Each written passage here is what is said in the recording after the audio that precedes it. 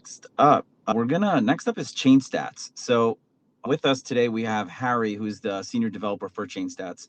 Harry and his team have been building on Reality for months now. Chainstats is on-chain data for traders, but the interesting part is what they're doing under the hood. So what they're taking the indexing work that usually runs on expensive centralized infrastructure, and they're moving parts of that onto Reality. They are part of the first cohort of wraps, and they're committed to our network for long term. And we are excited to have you guys here. Welcome, Harry. Harry, if you could just introduce yourself a bit and Chainstats. What does the product do today? And tell us a little bit about yourself. Yeah, absolutely. Thank you, Andrew. Yeah, so I'm Harry. I've been in the crypto space on and off for a while and have worked with Brian a fair bit in the past. And for the last year, I've really been building out Chainstats and the platform. So what we do, skip right to that, is, as Andrew said, we're providing on-chain analytics for cryptocurrency traders. A little bit of a buzzy phrase, but you can think about it in like this. In traditional trading, for stocks, bonds, foreign exchange, whatever, your data feeds are pretty limited, especially as a retail trader, as someone on the street. You can get price and volume feeds, but that's probably going to be 15, 20 minutes after the tier one banks. You might get some of the data, order books and derivative feeds, but you don't have access to the same level of data quality and speed that the banks do, or the bigger players. And then those building blocks are really what everything else rests upon. No matter how many indicators you have on your chart or how awesome your technical analysis, if your price is still 15, 20 minutes behind the big boys, then you're limited. And that changes in decentralized markets, crypto, because the data's there. The data's available for everyone. The blockchain is transparent. You can go and query the blockchain, query the ledger to see what transactions have taken place and where funds have been moving, which is awesome, except there's a lot of data. And despite it being free and accessible, it doesn't mean people are able to use it to create information and trading insights, which is where we come in. We're taking the on-chain data, the data that you can see yourself in the ledger, aggregating it, performing our proprietary computation on that data to provide new information for traders, new insights for traders that traditionally isn't available in other markets where the true source of the data is closed or incredibly expensive to get access to. And our aim is to democratize that and make it accessible to anyone who's interested in trading in cryptocurrencies. That's fantastic. So it sounds like you guys are also a big part of it is tracking stablecoin net flows. Yes. Yeah, and watching USDC and USDT move on and off exchanges. And so you've already described how that is very useful to traders, especially in this age of AI, agentic commerce, where AI agents are trading. So I would imagine that to have that data stored and to know what's going where in real time is very powerful. So if you could actually walk us through the part of your stack that is now being built on Reality, and which we know it's the netflows. If you could talk a little bit about that. Yeah. And this is one of my favorite things we do because it's so simple, but also very powerful. So this, yeah, ties back to what I was saying, that all the transactions are visible. We can see where funds are going. And for example, the stablecoin netflows that we're going to be running on Reality nodes. What this transaction is, what this calculation is doing is we're looking at how USDC and USDT are flowing in and out of exchange wallets. So if you transfer your money to Coinbase or Kraken, you send to some address they give you. We're tracking those addresses to see where the stable coins are going. And why is that important? It is pretty much a leading indicator of price movements. So if there's a lot of stablecoin moving to exchange wallets, it could be an indicator that a lot of people are preparing to sell. They're moving their funds to the exchange because they want to trade. They want to transfer that, exchange it for something, or potentially even move it into fiat, depending on the exchange. And if we see a lot of funds moving out of exchanges, that tends to be going to self custody wallets. People are holding that for the long term. There, we can infer. I guess it's a good signal for traders to infer what the price movement might be, Yeah. because the part that's gonna be running on Reality.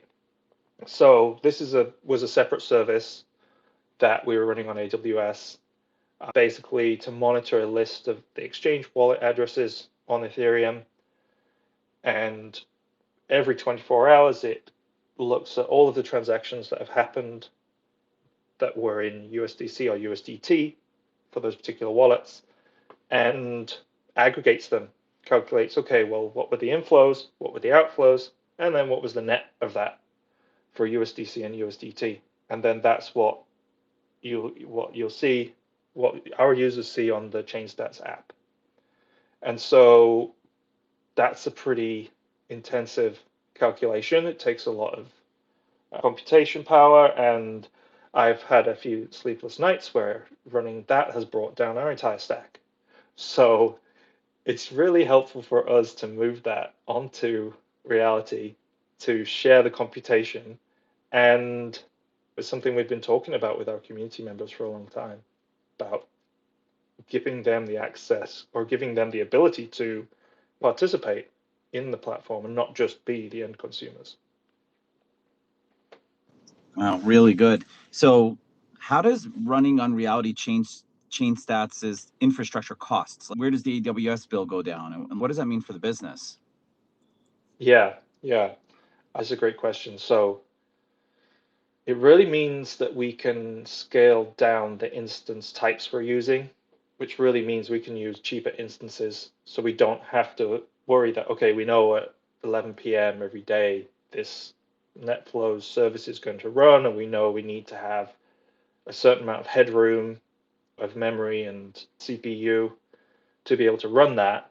We don't need to worry about that. We can then reduce the instance, which saves us some money. That initially, that's going to be maybe a few $100s a month, and it doesn't sound much, but that's just the start. That's just one of our services migrated to Reality, and we have a bunch more, plus a roadmap full of services to build, and potentially those could go straight to Reality and just bypass AWS entirely. And so initially, it's a nice saving, but I'm looking at the long term. It's going to significantly reduce our costs and allow us to serve our community in the way we want to, give them access to really power the platform themselves and share in the rewards. Yeah, really powerful stuff, saving money and just seeing the larger vision here for rolling it out to all the other services. And so, most data products, they treat their users as customers, and the data flows one way and the money flows the other. But here, with the ability of having the stats token, what changes when your users are also the people running your infrastructure? Yeah. Yeah, I think it's sometimes funny when we say we have a community, right? And we are building that community, but really right now it's more of a communal space for people to talk, right? And share ideas. It's not really like people are contributing to the platform yet. That's where we want to get to. It's awesome to have our users together, helping each other out, talking, sharing ideas, but it still kind of feels like they're customers. And our goal is to not just democratize the the data and the insights we're creating, but allow our community to power that themselves and share in the rewards so that everybody succeeds. I think it's really important for our our incentives, Chainstats as a as an organization's incentives to be aligned with our community's incentives. And that's what we're trying to do. Because once the platform becomes more popular and people see it's not just you can come and get trading insights, but you can join as a node operator and share in the rewards, I think that creates a really powerful flywheel where Chainstats winning means the community wins. And I don't know, that just makes me feel warm and fuzzy inside, Andrew. It makes us feel warm and fuzzy inside too. That was really good. Really good. So in the old model, you have a company, you have its infra and the users, and the company pays cloud providers to run the infrastructure. The users pay the company to use the product. So the money flows one direction and the value flows the other, right? And it's transactional. And what's happening here with the people using Chainstats as well as Cyberlead and Sentiment is the people are running it. The machines, that the devices, these home computers, they are the network, and their participation is what produces the output, right? And so when they contribute, they earn from the protocol which they believe in, they hold, they're in the community that they're already a part of.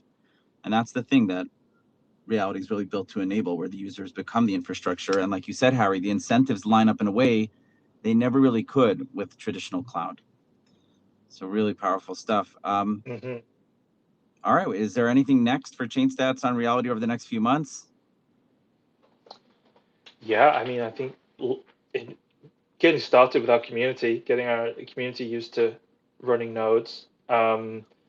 We have a an ecosystem of what we call chain guardians, and those are the people who are most likely to be node operators. We want to give them the opportunity first, and then look to progressively migrate more of our calculations to the network to fully decentralize the analytics. We're still going to balance that with serving the data in a timely fashion, because at the end of the day, traders rely on our data to make decisions, and if it doesn't come at the right time, that could have a real financial impact for them. So we've got to balance that while also working to decentralize it and, yeah, power that flywheel.